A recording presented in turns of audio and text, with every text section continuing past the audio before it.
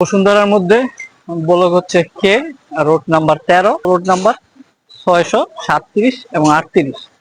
তো এই প্লটটার ভিতরে কিছুদিন আগে একটা কাজ হয়েছে।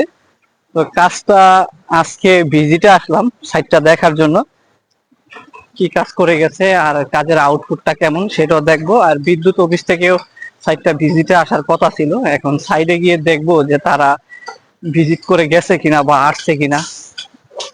তো একটা সাইট কমপ্লিট হলে ওই সাইট গুলা পুনরায় আবার যেতে হয়। সাইডে খুঁটিনাটি কোনো কিছু যদি সমস্যা থাকে বা মেশিনটা ঠিক মতো চলতেছে কিনা, কেমন আউটপুট দিচ্ছে, সেই বিষয়গুলো দেখতে হয়। কাজ করে চলে গেলে পরবর্তীতে দেখা যায় ক্লায়েন্ট যারা আমাদের কাছ থেকে মেশিন গুলা নেয় কি ধরনের সার্ভিস পায় সেই বিষয়গুলো কিন্তু আমাদের দেখতে হয়। না হলে পরবর্তীতে কাজ অন্য সাইডে গেলে কিন্তু রিভিউটা যদি তাদের কাছ থেকে খারাপ আসে তখন সমস্যা, কাজগুলা সহজে পাওয়া যায় না। তো এই আমার পিছনে যে ভবনটা, এই ভবনেই কিন্তু কাজ হয়েছে। তো এই ভবনে আজকে যাব, গিয়ে দেখবো যে তাদের এই সাইটে যে মেশিনটা আমরা স্থাপন করছি সেটা কি পরিমাণে আউটপুট দিচ্ছে এবং কাজ ঠিক মতন হচ্ছে কিনা।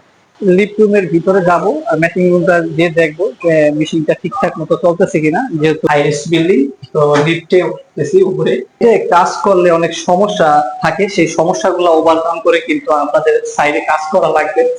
বিভিন্ন সমস্যা এবং ত্রুটি থাকে, তো সেই ত্রুটিগুলো কিন্তু মোকাবেলা করে কাজগুলো আমাদের শেষ করতে হয় বা করি। হুট করে একটা সাইডে কিন্তু কাজ ধরাও যায় না, করাও যায় না। সব জিনিসেরই কিন্তু রেফারেন্সের প্রয়োজন। আজকে রোদের তাপমাত্রাটা মনে হয় একটু তুলনামূলক ভাবে বেশি। তো এটা হলো মেশিং রুম, আর এই রুমের ভিতরেই ইনভার্টারটা স্থাপন হয়েছে। তো আজকে মেশিং রুমের ভিতরে যাব, গিয়ে দেখবো যে কি ধরনের রোদের যে তাপমাত্রা সেটা ভালোই আছে আলহামদুলিল্লাহ। তো এই অবস্থায় কেমন আউটপুট দিচ্ছে আর উপরে যেহেতু প্যানেল গুলা স্থাপন করছে ঠিক ভাবে লাগানো হয়েছে কিনা সেটা দেখার জন্য উপরের দিকে চলে